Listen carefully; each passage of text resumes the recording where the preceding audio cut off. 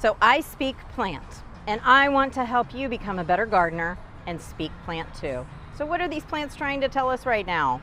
So I let this one dry out just for this video, and you can tell he's dry and sad, and I can look at him and tell that, and I want you to get to the point where you can too.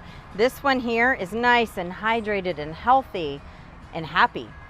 So what do we do when we see a plant looking like this? Well, one, we need to water, and we need to figure out how to water our plants. In a little pot, you're gonna water more frequently. In a big pot, not so much. So some things we can do is watch for cues of stress and keep them fed appropriately. So watering and feeding is very important, and I talk about species-specific feeding all the time on the show.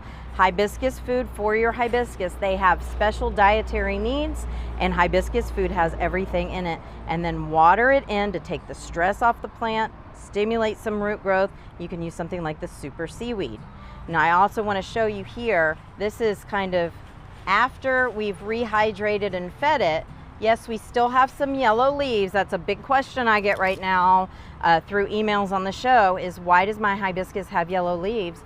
Well, this plant looked like this a few days ago. Now that we've worked out the stress, it's going to have a little reaction. We're going to have yellow leaves that we have to remove. But from here on out, we just watch for those slight cues of needing water and food, and then the yellow leaves will naturally go away. Happy gardening.